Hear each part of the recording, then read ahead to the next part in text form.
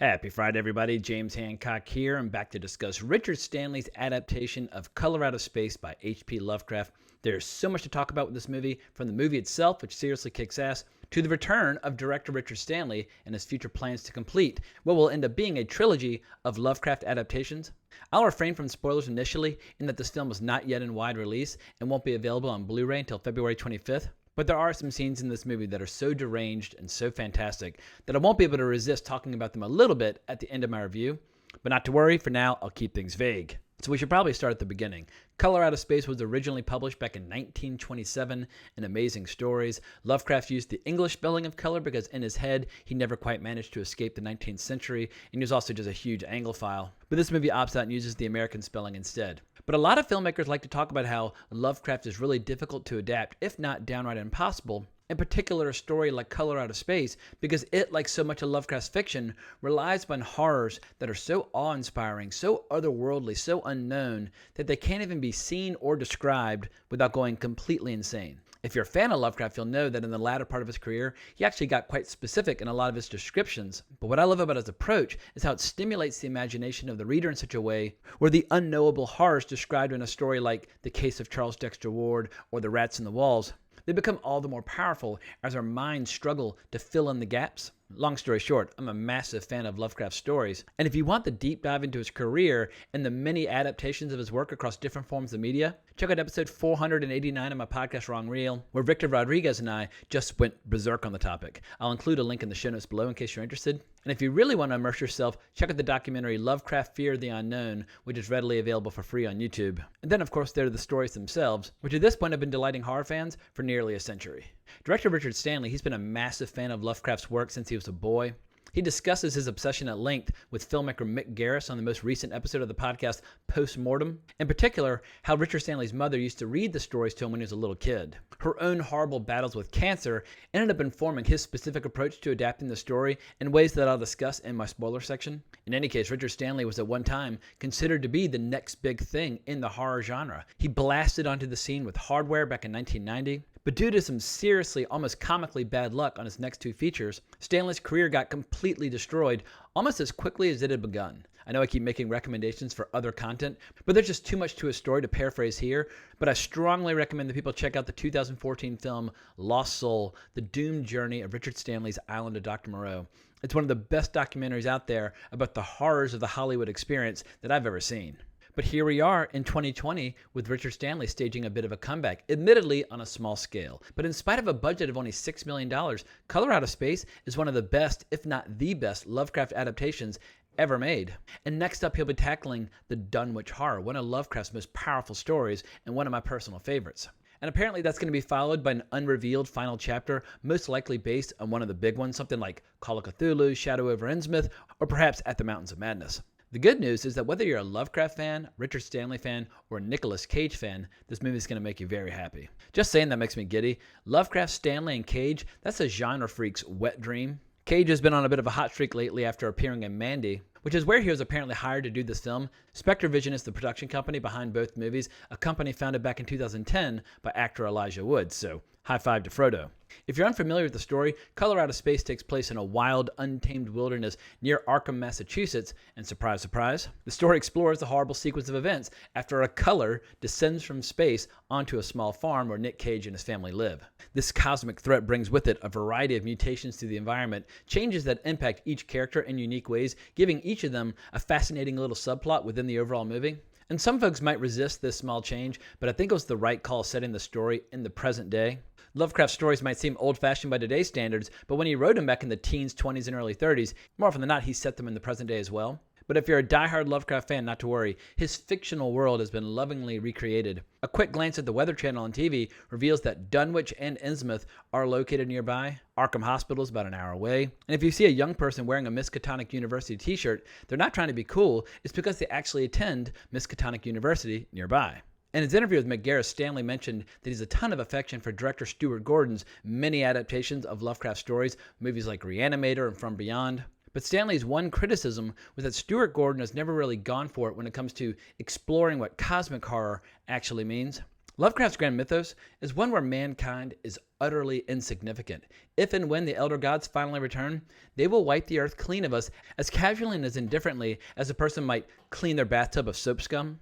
These beings and these threats honestly couldn't care less about us. And in nearly every Lovecraft tale, death or insanity, those are pretty much the best case scenario for all the characters involved. As a movie, Color Out of Space completely embraces this form of cosmic cruelty. With a phenomenon that has no face, it cannot be reasoned with, Nicolas Cage and his loved ones simply have to endure it.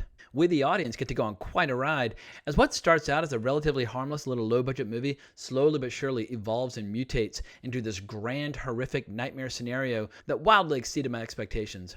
As I was sitting there in the theater for the first 20-30 minutes, I was thinking to myself, all right, this is pretty cool, this is harmless, good fun, but nothing too extraordinary. But then the movie just starts getting weirder and bigger and stranger and more graphic.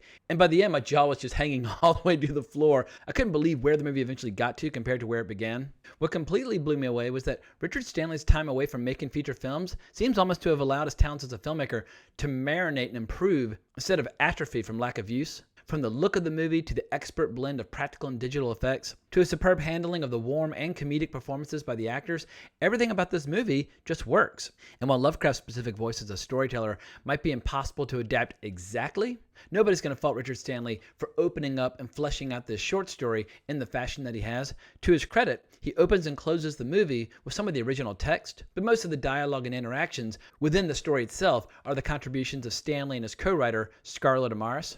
So in the end, not only have they made a feature film that feels true to the spirit of Lovecraft, they've achieved this with relatively little money. And you don't really need that much money if you've got Nicolas Cage, because honestly, he is the best special effect that money can buy.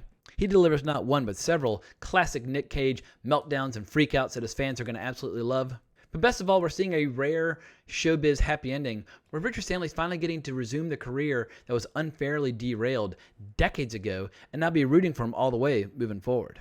But before I wrap this up, I do have to mention a few spoilers that absolutely blew my mind. So if you want to go in totally clean, now's the time to jump ship. But as I mentioned before, each character has their own little unique journey throughout the movie, and I was delighted at the twisted and often humorous ways the Color Out of Space completely ruins their lives. These changes are small to start. The groundwater starts going bad, purple flowers start to grow, trees and vegetables start to change and mutate, and the already ominous woods take on a life of their own. The squatter on their property, played by Tommy Chung, is absolutely delighted, but then things start to go really dark. Teresa, played by Joely Richardson, she spaces out while chopping some carrots and ends up hacking off the tips of a few fingers. Nicolas Cage, who's obsessed with raising his alpacas, who become one of the best recurring sources of humor throughout the movie, but the color eventually gets into their system, merging them into something straight out of John Carpenter's The Thing. Watching Nick Cage take them down with a shotgun was just ferocious. And little Jack, he seems to love the color initially and enjoys communicating with it down in the well, but their rapport doesn't do him any good when the color suddenly decides to merge Jack with his mother into an ever-evolving monstrosity that the family has to look after. This is where some of Richard Stanley's personal experiences looking after a sick person come into play, where you feel this deep and overwhelming sympathy for what your loved one is going through, but at the same time you become increasingly horrified and disgusted as this individual loses any trace of humanity. One of the most hysterical and terrifying moments all movie is when the daughter Lavinia gets locked in with the mother to feed her. And Madeline Arthur is just fantastic as Lavinia. She's all in on witchcraft and enjoys reading from the Necronomicon, perhaps Lovecraft's most enduringly popular creation. And in one scene, we see Lavinia carving a variety of runes and symbols into her body. It was absolutely disgusting, but this gives us a small taste of things to come in the Dunwich Horror, where that book plays a major role in the plot. And throughout all this insanity, Nicolas Cage's humor is the only thing that keeps you from throwing up in your mouth. He has several fantastic flip-out scenes, like when he's eating these giant mutated vegetables and spitting out the chunks in the sink, or trying to start a car with a dead battery and just starts pummeling everything within reach. But he also has all these great deadpan lines, like at one point he describes how his son Benny, he lives in the well now. And then slowly his body gets covered in this disgusting, scaly rash, and he has the only sane response by just drinking more and more bourbon. He was just a delight from start to finish. My favorite bit might be when he's taking the shower and he notices that something's clogging the drain. He reaches down to pick up what looks like it should just be like a pile of liquid soap, but it turns out to be this otherworldly creature that latches his hooks into his hand.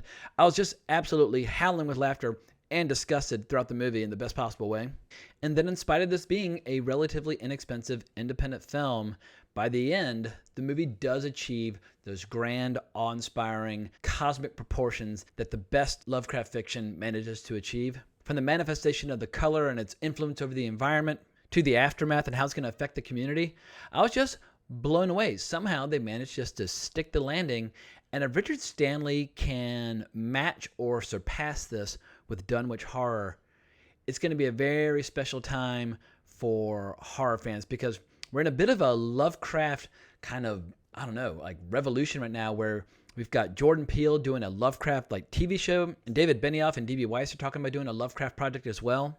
For an author who's been dead for a very, very long time, his work just seems to be getting more and more popular.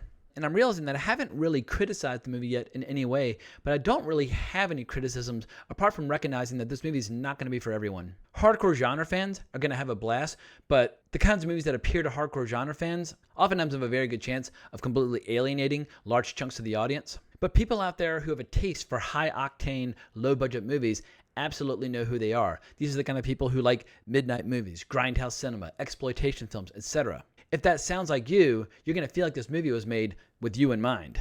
But I think I've said all I have to say. If you're not in a territory where the movie's playing theatrically, because this is a small movie with a limited release, definitely check it out when it comes out in February. But if you enjoyed this review, please consider liking the video, subscribing to the channel. It's very helpful. But if you want to talk about horror or Lovecraft or Nicolas Cage or whatever, you can always find me on Twitter at Colbrax, or just leave me a comment in the comments below. But can't thank you enough for watching the video. Really appreciate it. Hope everyone has a great weekend. But more importantly, as always, onwards and upwards.